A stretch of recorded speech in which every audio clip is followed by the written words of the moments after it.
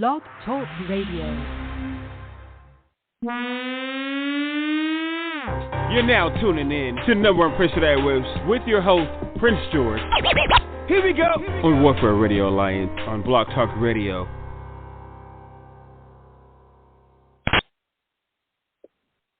What up, y'all? Welcome to number one Prince of the Airwaves. I'm your host, Prince George, y'all. All right, y'all. Today's show is going to be a eye-opener for everybody today. I've been telling everybody for the longest that I have been working my brain, working my fingers to the bone to bring you guys some great guests for the show. Those of you who are, I've been telling you guys forever. So today I have secured an interview with a very, very, very talented woman, businesswoman, a guru of many different talents. Someone I had the pleasure to grow up around, and in some fashion way have learned from, and actually toured with,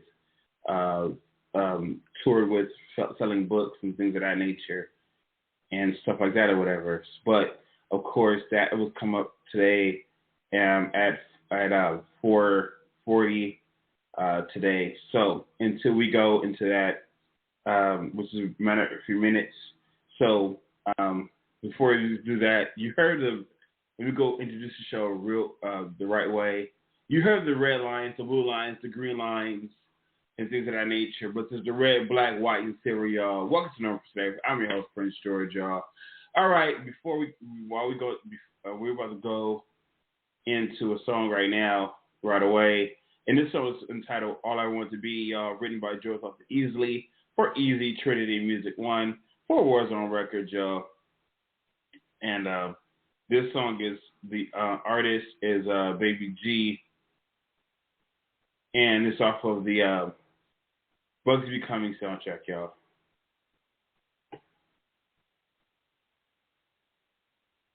All I ever wanted to be, all I ever wanted to be, yo, wanted to be, all I ever wanted to be, yo, wanted to be,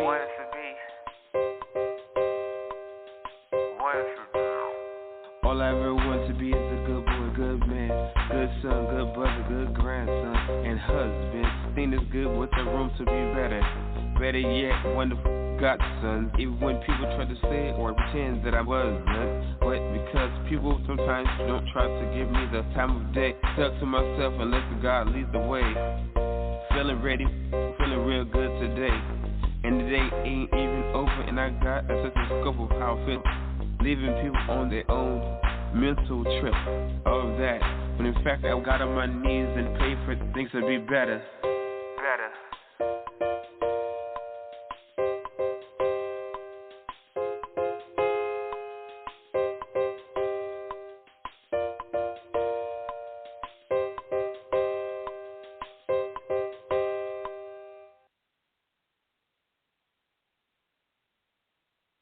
That song is entitled All I Ever Want to Be, written by George Easley for Easy Trinity Music 1 for Warzone Records, y'all. And that song is off the Bugsy Becoming soundtrack, y'all.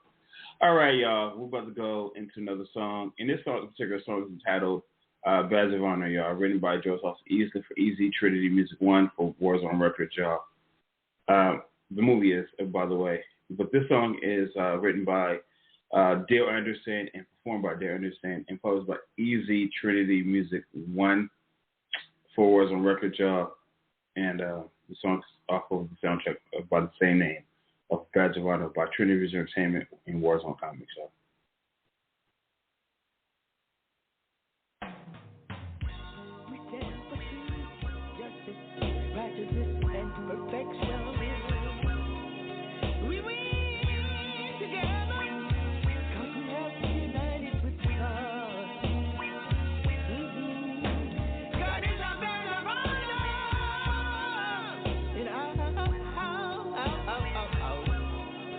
God is our badge of honor.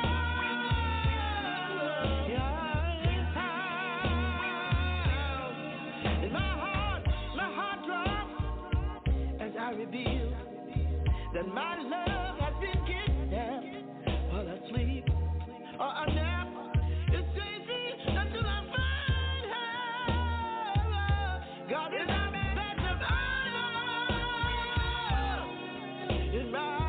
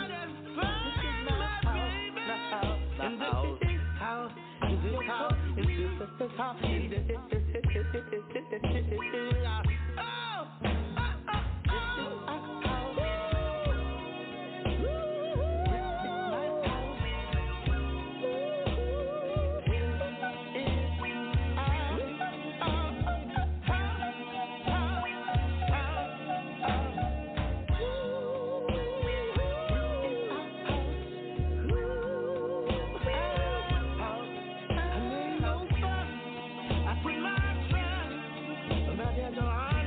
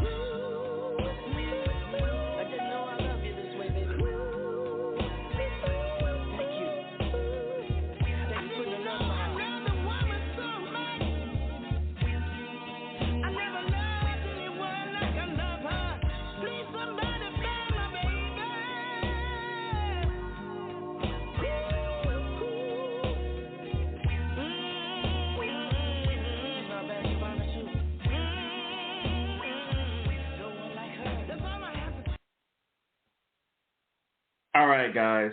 Like as promised, I'm going to introduce one of the brilliant minds that I've ever known, and one of the smartest people that, and like I said, I've learned a lot from. So, my honored guest, Miss Dr. Rosie Milligan.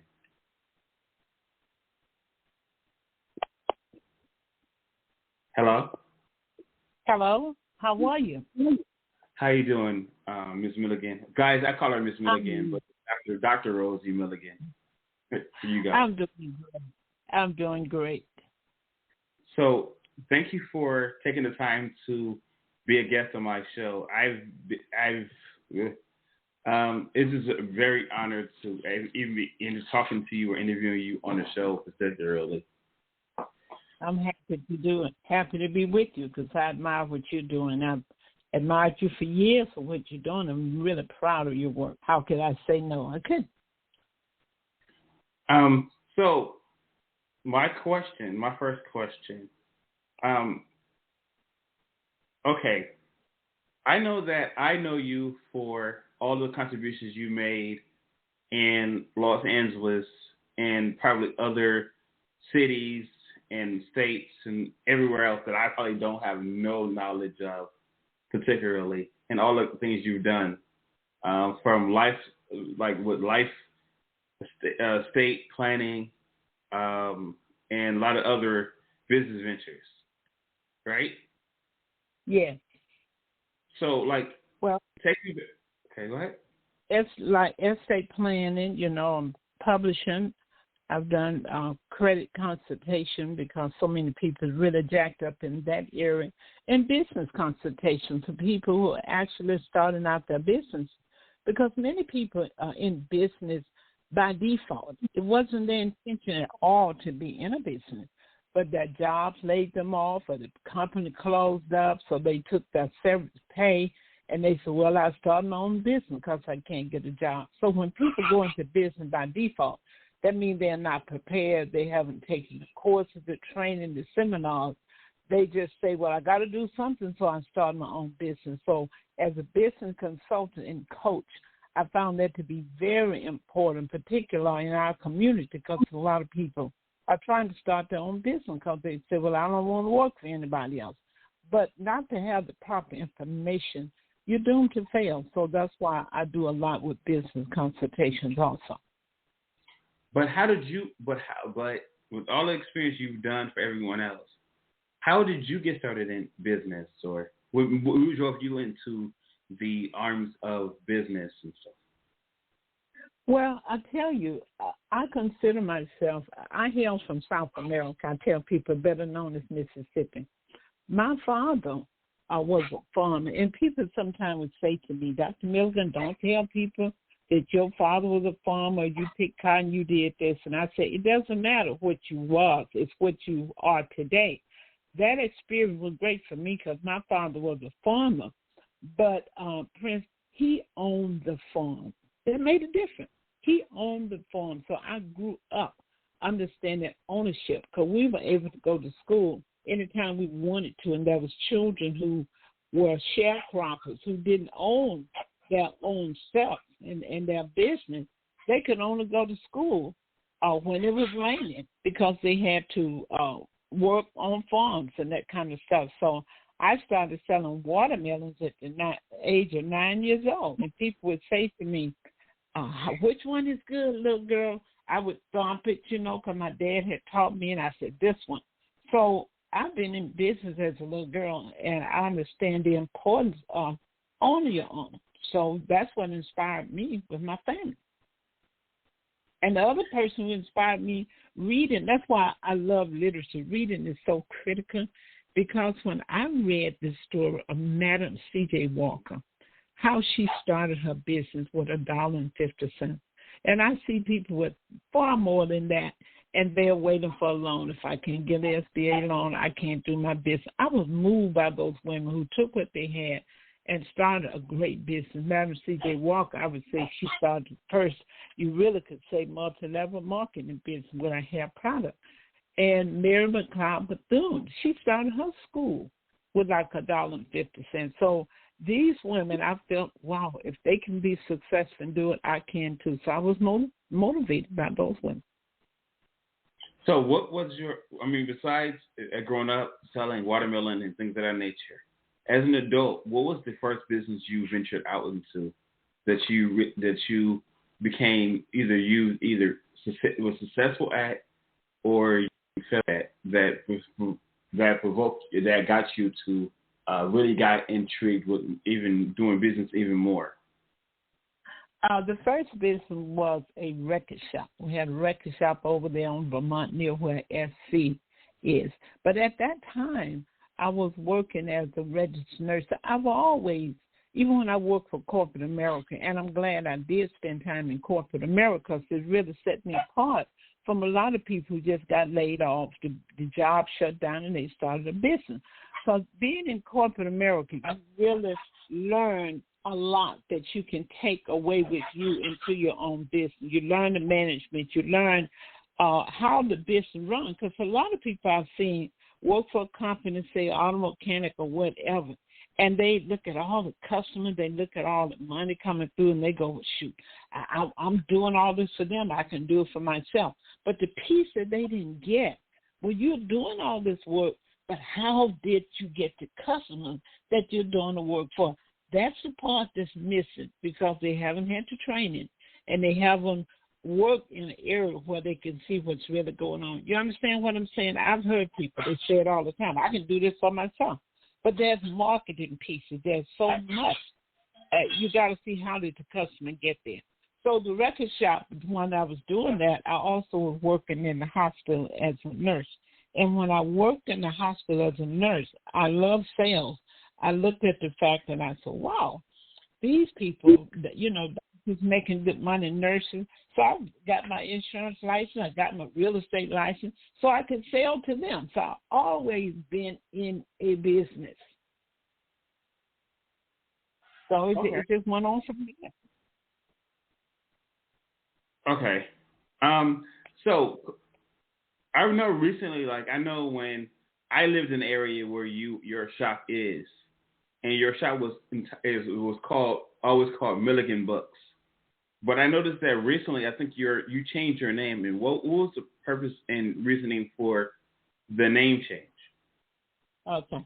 What happened is that was the business I was turning over to my son, because I believe in legacy building, and I think that we should turn business over or help our children start their own businesses. Well, my son really didn't want to walk under my shadow. Like when he would go places, people would never say, this is Cedric, this is Dr. Milligan's son. Now, when you're dealing with children, even a husband, people say, this is Dr. Milligan's husband. When do they have a name? So he wanted his own identity. So when I turned the business over to him, then he wanted changed to Classic One Books. So that's how that got started. And I've been in there working with him the whole time, as his mentor, his role model, and that's how that happened. Okay. So I was reading on your bio that you have at least 17 books out. I have 26. I've written 26 books, and I published over 350 for other authors. Okay, so what is the 26 books about, or are they just vary in different different categories? The first book I wrote was Starting a Business Made Simple, because I understood years and years back when other people felt like send your kids to college, get a good education, get a good job, and I've been preaching for years and years. Go to school, get a good education. If you get a job, get one, learn what you can learn, open your own business. I know that business ownership, entrepreneurship is the basis for economic growth and economic empowerment and for financial legacy. I knew that even before technology came in and started shutting a lot of people out and making what they had trained for in school null and void. It's somehow that I've always been, as they tell me, you just ahead of your time. You see stuff that we don't see. and people come to me and say, well, you said that. So I did Start a Business Made Simple, and then I did Getting Out of Debt Made Simple. Because if people get out of debt, they're able to save money where they can start their own business. So I knew that was very critical. And then once I did those books, then I started dealing with relationships. I started dealing with the book, Satisfying the Black Man, Section Made Simple, Satisfying the Black Woman. I did that book. It's not a sexual methodology. It's to have black folks take a look at their orientation and why they think and feel the way they do, that fears, the hang-ups, and why stereotypes that have impacted how they feel themselves and how other people feel about them. So all of my books are books that really deal with personal development, help people to see themselves. Then I did the book, Creating a Budget Made Simple. That is so important. Then Understanding Credit Made Simple. So as you can see, I deal with the heart of what's troubling people that can help them empower themselves and for them to be able to teach their children, important. They're family books. Okay. So with that, I know that you're doing for the last several years, you've done a thing called the Black Warzone Tour. What is the Black Warzone Tour, and what is its purpose? Black Warzone Tour is really a literary organization, and the purpose of that is I think it's important for us to be able to tell our stories. That's really critical, because if we don't, we will soon be written out of history if we don't tell the story. But there are so many things uniquely that we have done, and other people have come up and claimed that they started it. So as the years go on, whatever is written is what people are going to believe. And I believe that if we only could share our stories, how powerful we would be. Every time I think about the people who could not read, people in the Middle Passage, people who were forbidden to learn how to read and write and left this earth without telling their story, think about how tall we would stand if we had their knowledge. Their knowledge is in the cemetery. That's why I tell writers, you cannot tell your story from the grave. So it's important. What if they had not written about Madam C.J. Walker?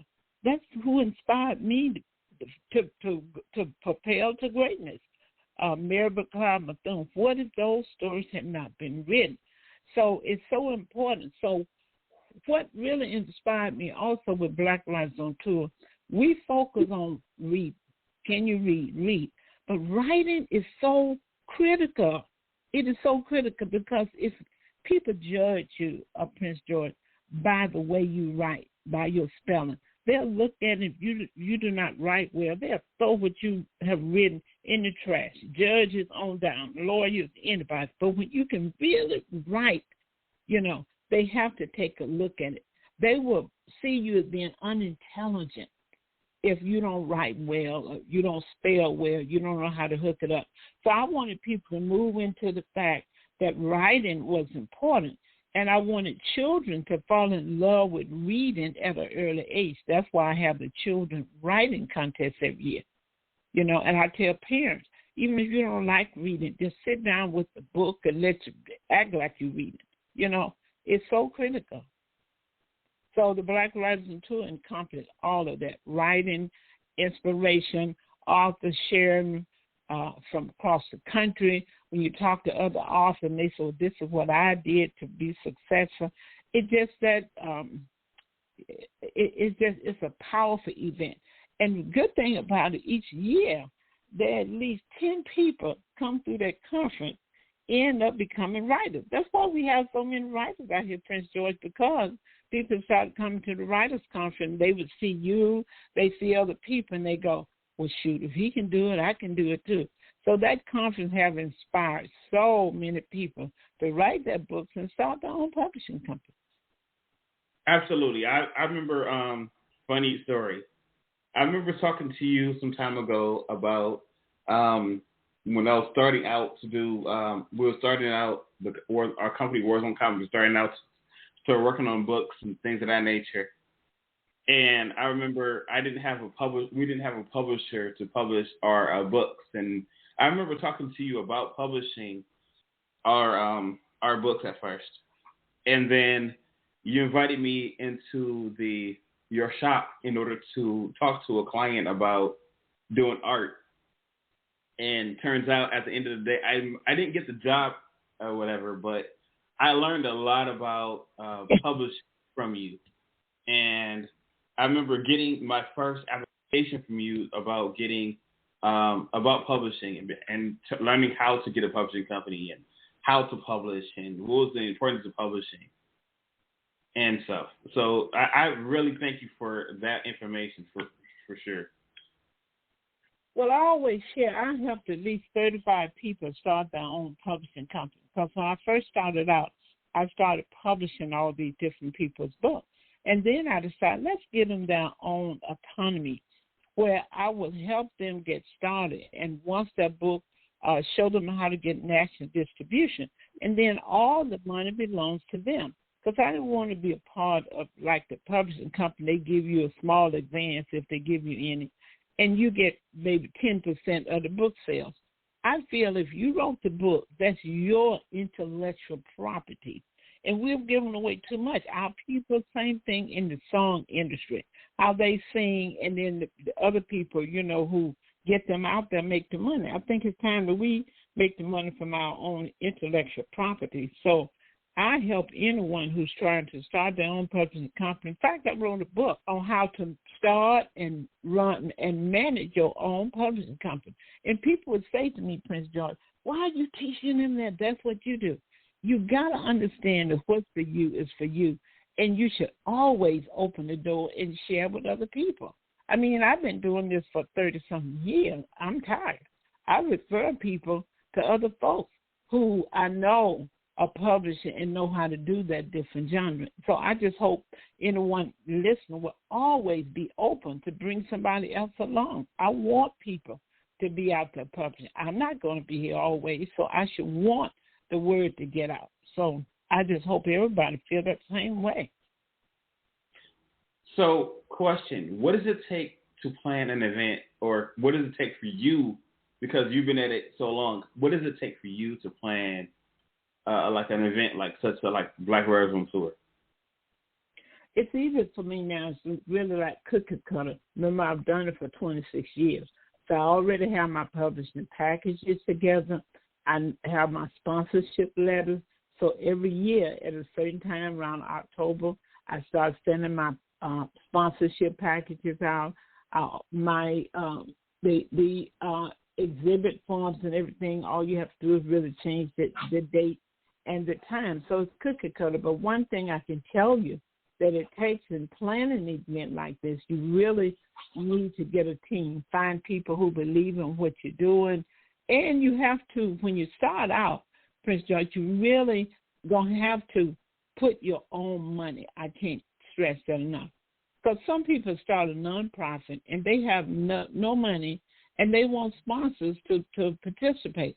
But they're looking at, if I give you a grant, what do you have already? So you really need to have a little seed money. So I saved my money, and I knew that if I didn't get a sponsorship, I would never have to cancel my event. So by me doing the event and having exhibit booth, the money that the people paid for the exhibit booth. Now, I'm sure you've been to places where they don't get people there. Only somebody there is just the vendors buying from each other. That's because these organizations tend to take the money for the exhibit booth and they spend it. It's like a business for them. But I put all that money into advertisement. And you know how I do commercials. I put out 50,000 flyers because it's important to me to get the people there so the vendors will want to come back. So it's easy for me, but like I say, you do need seed money. And please, anyone doing an event, do not use this word. I just do it by word of mouth. That is not the way. You have to get into some marketing strategy. And it's easier for you all now than it was for me because when I started, we didn't have Facebook, TikTok, all of that. So there's so much that you can do now. So It's easy, but if you don't know how to do it, don't blindly make mistakes. Get a mentor. Get someone who's been doing it. Ask them for a consultation. Now, when I say that, because a lot of people want a consultation, they want me to tell them how to do it. Don't be afraid to pay for a consultation versus bumping your head and doing it the hard way. And one person said to me, well, why would you charge for a consultation? And I'm saying, if I did consults all day and I couldn't get my work out that pay my bill and keep me going, that would not make sense at all. I'm saying that to say, folks, I have paid for consults myself. You know, if I wanted to, when I wanted to learn about marketing, digital marketing, I went to a class. I paid a person as a consultant. I can't stress that enough. Amen. About I did it as well. You see what I'm saying? That's important. Now, see, you know how to market well. You know how to get your stuff out there. But I'm sure you took some seminars or you had a mentor or you watched how somebody else did it, right? Absolutely. I've been to a lot of seminars, been to school, and I did about trial and error as well, like in the beginning. Like in the beginning, I did about trial and error, and I realized what I didn't do right.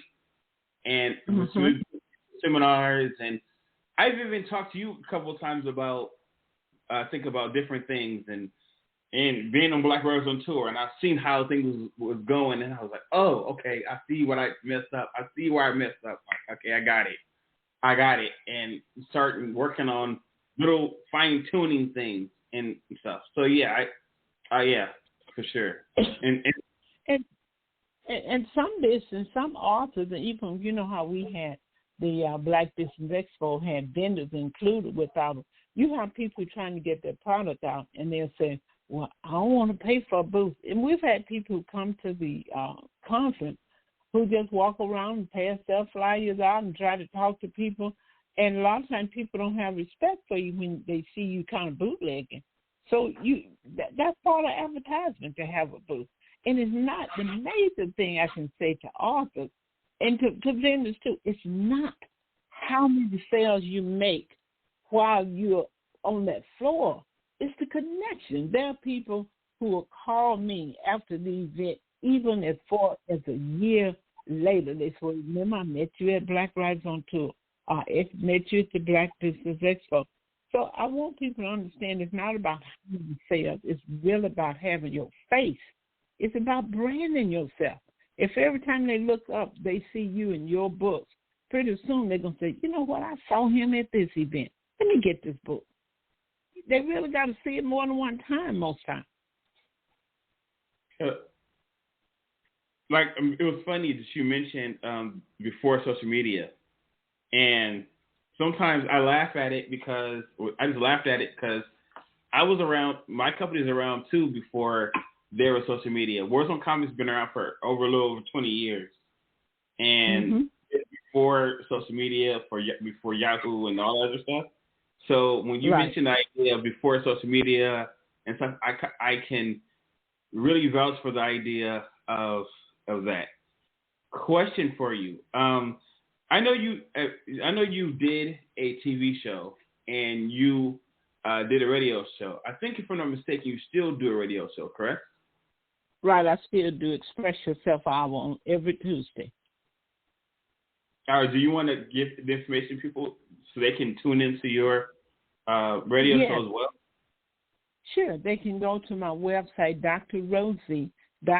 That's D-R, no period, just DRROSIE.com, and you can click on, you'll see Express Yourself, my radio spot there. And every Tuesday, all they have to do is go to that website and click on.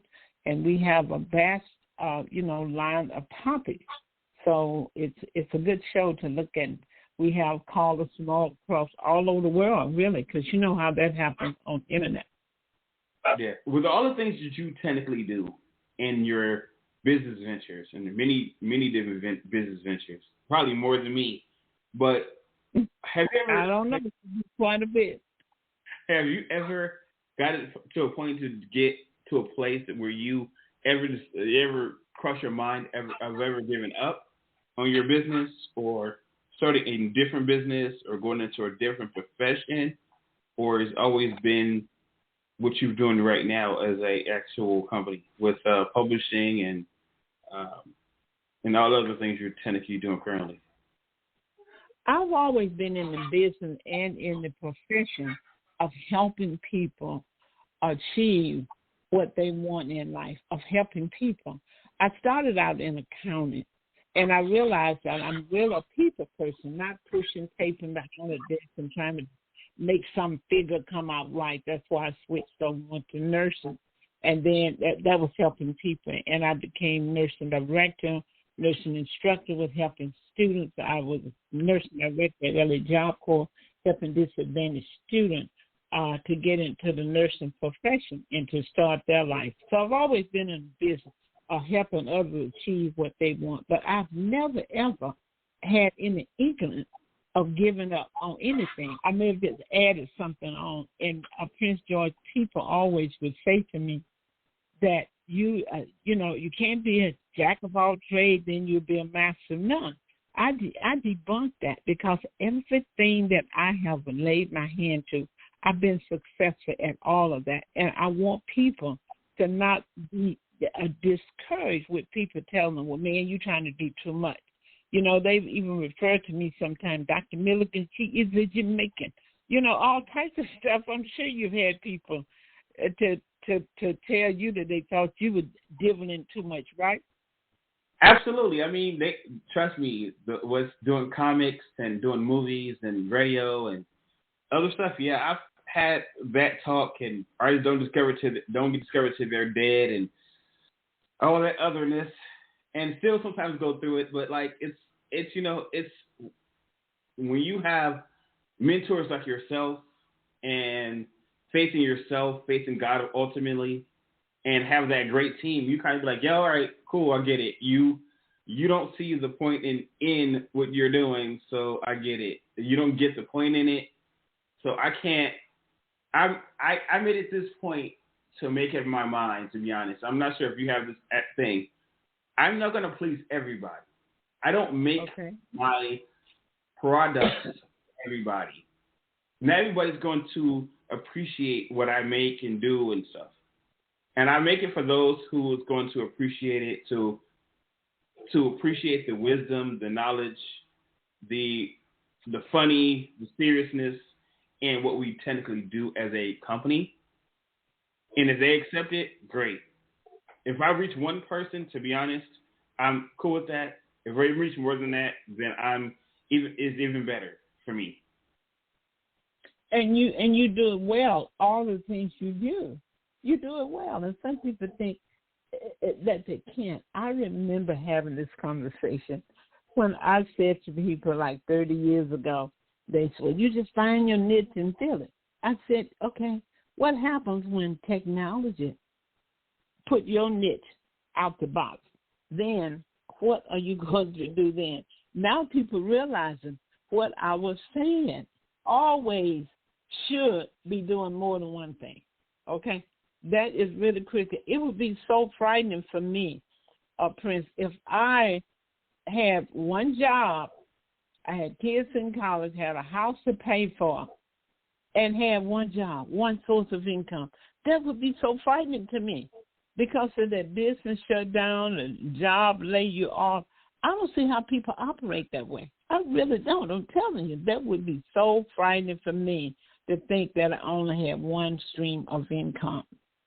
You know, right. And if you see all the different businesses that I do them well. So I don't want people to think, oh, you can't do but one thing. You can't master. You can master everything you lay your hands to. If you have the skill set and you have the mindset and the tenacity, you can do it. And that message I really want to get over to people. Don't get locked into all I can do is just one thing. I remember when I was in the real estate business, because we used to have a real estate school. And I think it was in the 1900s something, there was a crisis in real estate. A lot of people in their real estate office, they were closing their office down. You know, it was tough like it was in 2008. And I remember this lady said to me, Milligan, what you going to do? I'm going to have to close. I said, I'm a nurse. I'm a registered nurse. I'll go do private duty. I can take care of a patient at home. So when they shut down, I can keep my office going because I had another stream of income. So when the real estate opened back up, I was there to catch the flow. They had to start all over again. So I hope I'm making my point to talk about how important it is to have more than one stream of income, and you can do it all well. Now, some people wonder how I get the time to do all the stuff I do. Let me give you the formula. I have the time because I don't sit up and watch TV all day. I don't sit up and watch TV till 11 o'clock at night. I don't stay up to watch the 11 o'clock news because they're going to tell it again in the morning. So you have to develop some strategy. So there are some people, they have to get their 5 hours a day in watching TV. I don't do that. I read a lot, and I enjoy my life. Some people think, what do you do? I do a lot. But I don't put in hours watching TV that the average person does. So that's why I can be successful with what I do.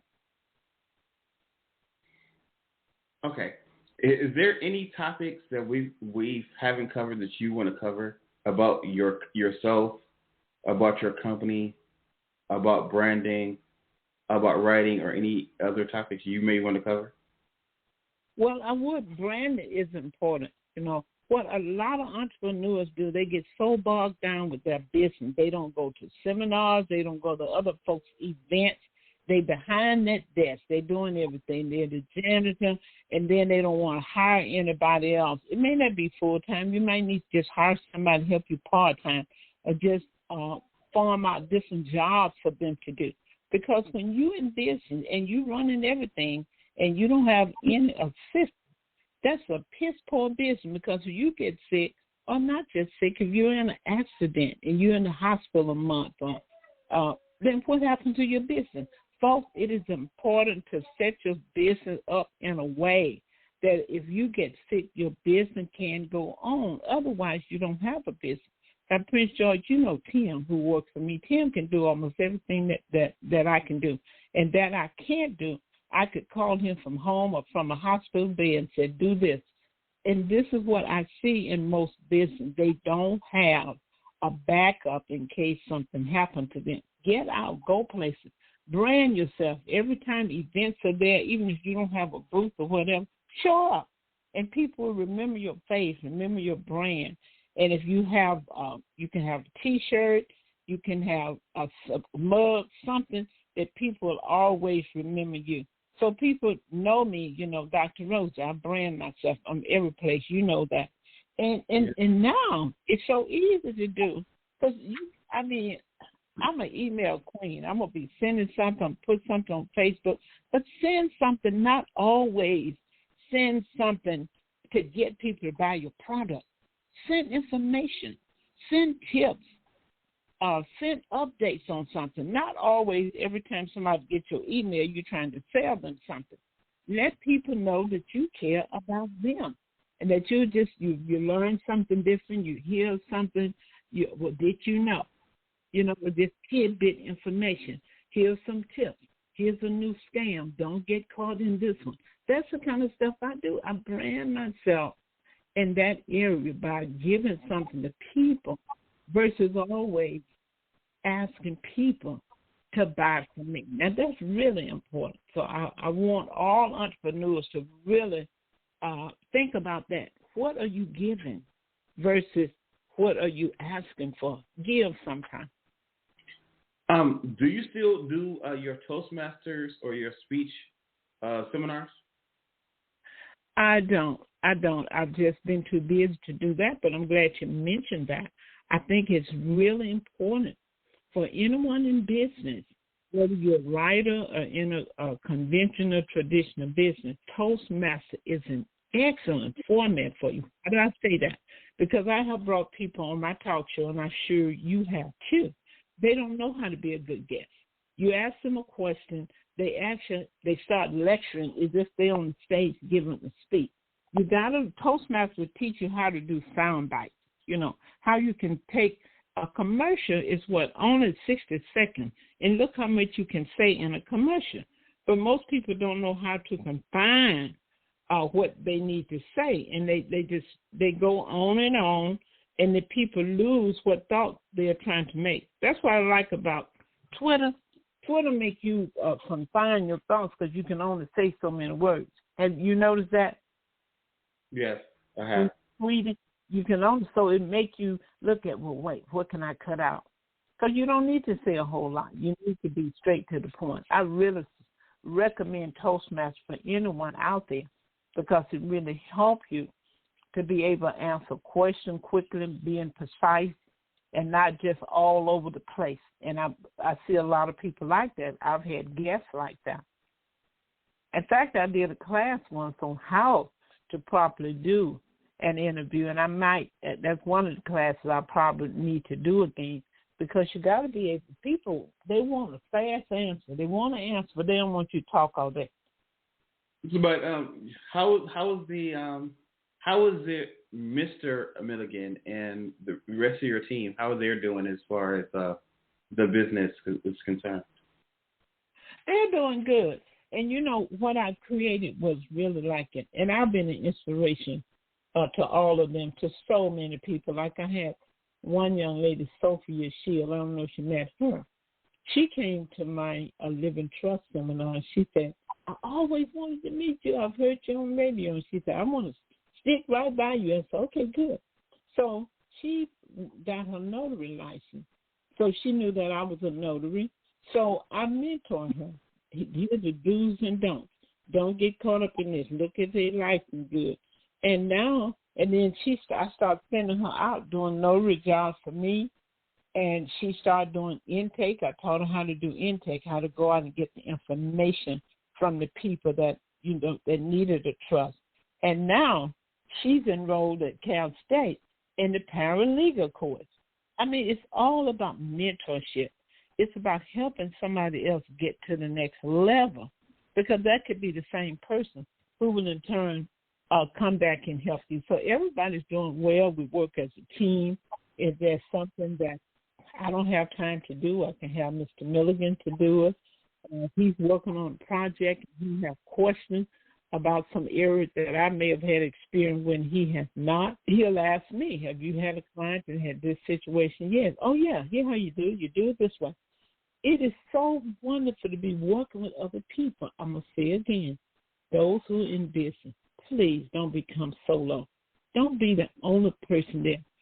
Work with other people. You can learn from them, and they can learn from you. So don't be afraid to share information, because the same person you help may have to run your business one day if you become ill. So everybody there is doing good. Question. When is the next Black Rose on Tour for the fans who want to know when the next Black Rose on Tour is? It's Saturday, March the 25th, and it's going to be at Carson Community Center. And I wanted to take it back to Carson, because these places, hotels and places, man, they off the chain when it comes to parking. I went to an event last week at Western Inn Hotel on Century. That parking was like $42. I mean, so how many people are going to come to your conference and pay all that? Even though I also want to always make it a place where it is affordable.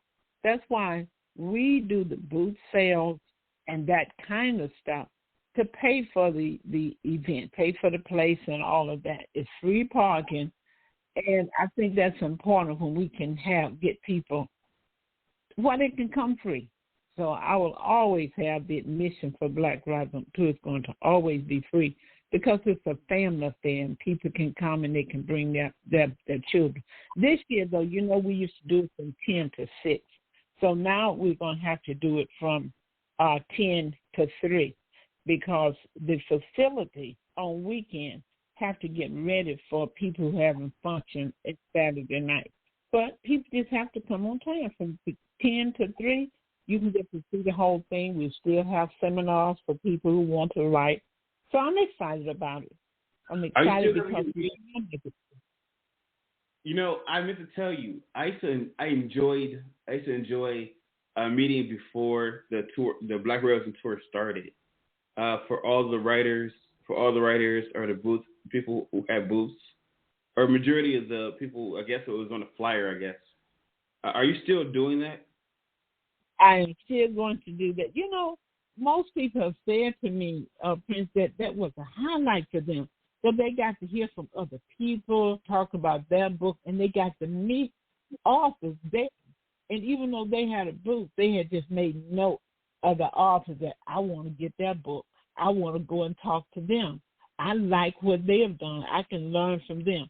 So you're absolutely right. I have really gotten a lot of praise for bringing all those vendors and the authors together. So thank you for reminding me.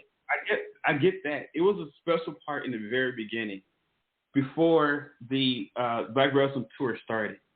It was a part where you took all the writers in one room away from the venue before the Black Wrestling Tour started, and you gave us a pep talk about who we are, what we were there for, and pretty much it was a speech you gave that was really inspiring to me, like about how your family should be the first partaker in your business, and pretty much something to the effect of that, like that about how families should be the first takers in your business and stuff like that or whatever. I forget the exact wording, but yeah, it was something to that. Exactly. I was telling the author they shouldn't have to give their book to family members.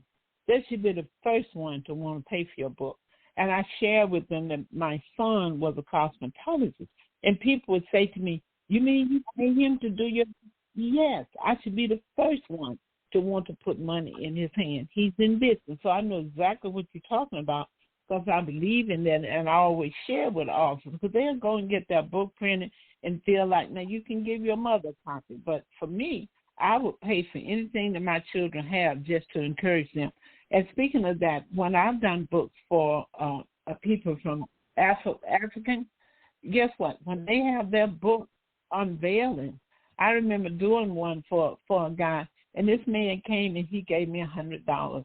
And I said, "Oh, let me see how many books you can get." He said, "Oh, no. I just want the one book." He said, "That's how we do. We help people launch their business." So they would just come and give me money and just getting the one book. I said, "Wow, this is really nice. Isn't that great?" Yes, it is. They can launch their business. I thought I had to figure out how many books they could get for $100. They said, "Oh, no, this is how we do it." So, yes, that's very important to have that family support. And family should not ask you if you have a store. They shouldn't come to my store and pick up a product and give me a discount. No, you should be the first one to want to see me excel in this. You should be the first one to buy my book or whatever I'm selling. I have a question. Do you, as far as social media pages, do you have social media pages for people to come to, or for your business, or you personally, do you have a social media page that you want to give the fans so they can reach out to you? And absolutely. Facebook.com/Rosie Milligan is my Facebook page. That's Facebook.com/Rosie Milligan. That's Milligan. My website is drrosie.com, and on that website you can click Books by Dr. Rosie, and you'll see all the different books that I've written. So, yes, I'm social media, Facebook, LinkedIn. I have a YouTube channel. They can go to YouTube and find me there, and actually go to YouTube. They can look at a lot of the radio shows that I've had. So, yes, I'm out there, and I suggest anybody in business, you want to dominate, you want to have all of those outlets, and you want to be active on them. And remember, send stuff out, not an ad, always trying to sell something. Just send out information. And another good thing, and Prince, you should do too, is just start doing press releases and send them to newspapers about anything that you hear in the news that pertaining to your work. Do a press release. They may not put it in this week. Don't say, "Well, they didn't put it in." Keep sending, because one week when you send it, they may not have a lot of stuff to put in their paper. And so let me get Prince Joyce press release. So you just have to stay on. I'm getting around to that right now because I have a lot of things that I want to discuss with you off air, of course, that I'm working on that I want to get your opinion about or give you an update to. So yeah, I do have a lot of things that I'm currently working on, and that is one of them that I'm currently working on outside of doing this podcast. But yeah. Yeah, keep your face out there. Keep your name out there, you know? Yes. And when you have events, put it in all these little local papers, you know. They put it in calendar of events. Sometimes they put it in, sometimes they don't. Brand yourself. I can't tell you how important it is. Keep your name out there. So when people think of a comic, when they think of what you do, they will think your name. They'll think of your name. Yep. So I think, is there anything else you want to discuss real quickly? Or anything you want to say? Or is there anything you want to say to the fans before you get up out of here? Yes, I want to say to all our fans is to have confidence in yourself and whatever you want to do. Don't be persuaded by what other people think, because you know what God has told you to do. You know what you were called here to do and your purpose. And if you're a writer, do not let anybody deter you, because sometimes you can show them your work and they go, oh, ain't nobody want to read this. They got too many books out there like that. So don't do that. No, be sure. I've always been sure of what I could do. I never got discouraged, because most times people tell you what you can't do, Prince George. These are people who have never done what they telling you can't do. So how do you know what it's all about, you know? So all I can say is be encouraged. It's a good time when people talk about hard times. This is the best time right now to do what you are going to do. So get started. Okay. Thank you, Ms. Milligan, for your wisdom and your knowledge and willing to share what you've learned and helping, and myself and all of the fans out there who's listening very, very much. And to the fans, thank you guys for tuning in to the Numbers for Airwaves. Like I've been promising you guys for a while that I'm going to bring some great, inspiring guests to the show. And as I speaking to one of them right now, Miss Dr. Rosie Milligan, who I have the pleasure of knowing for many, many years, of her, a lot of wisdom, her knowledge, her expertise, and a lot of different. So I wanted to make sure that you guys have the opportunity to get her, soak up some of that wisdom, some of that knowledge from a great person that I've gotten a chance to know for many, many years. And with that said, I'm going to say my goodbyes. Same the next time, Bugsy time, same Ph.D. channel, same Warfare time zone, y'all. And love you lots. And I'm going to leave you with this song, Dreams.